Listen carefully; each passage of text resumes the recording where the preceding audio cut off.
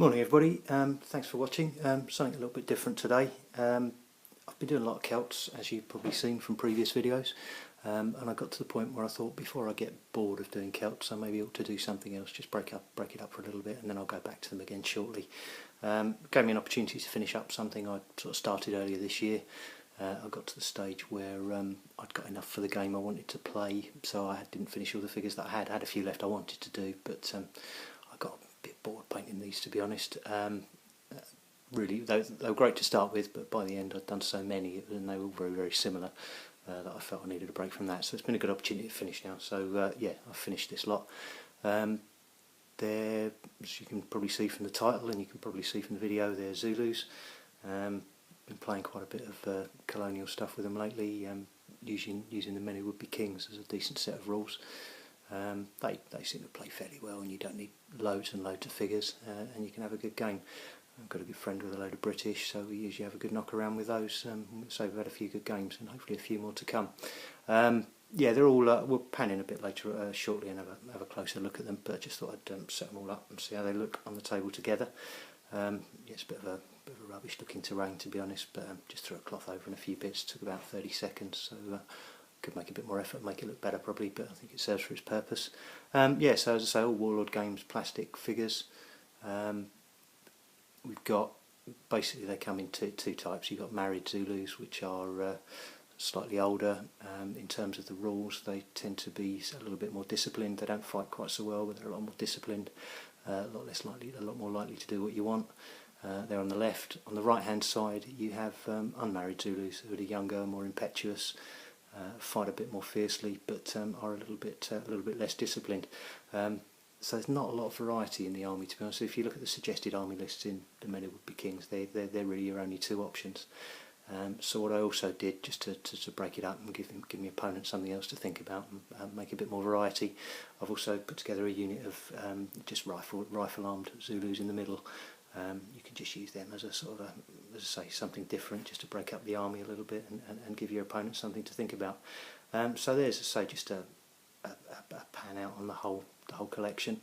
What I'll do now, I'll go in a bit close and just have a look at a couple of them, just so you can see what they look like. I've heard a couple of people on here talking about maybe thinking of Zulu war projects, so may or may not give people some ideas, or might light somebody's fire. We'll see how we go, or turn somebody off alternatively.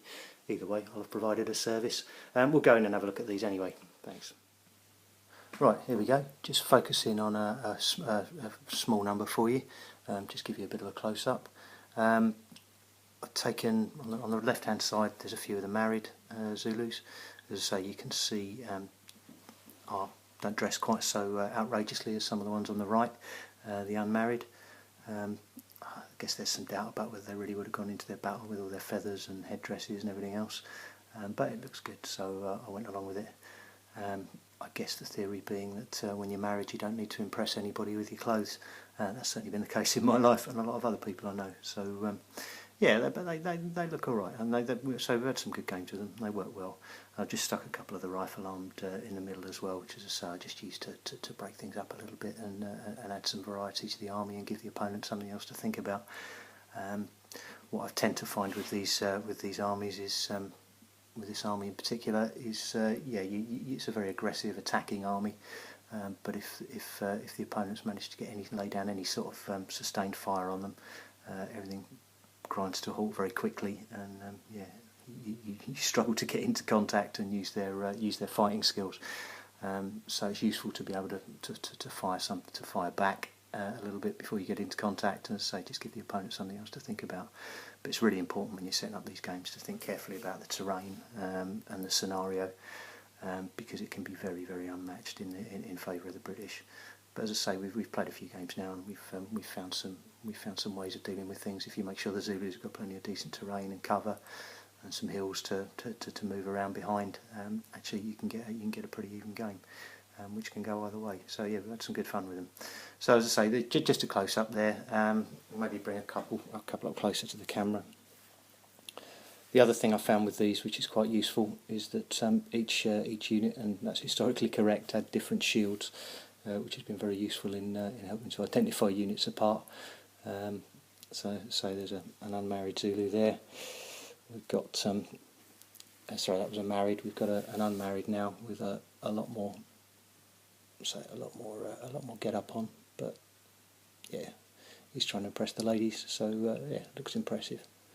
I wouldn't have wanted to fight with all that lot on, but and they probably didn't historically. But yeah, as I say, just a rifle armed as well. And they're nice figures. I've enjoyed building them, enjoyed playing with them. So I just thought, as I'm taking a break from the Celts, be a chance to finish this project off. And so in the spirit of sharing, as always, I thought I'd put a little video up and see what people think. Not a lot else to say really, I don't think. One thing I could do,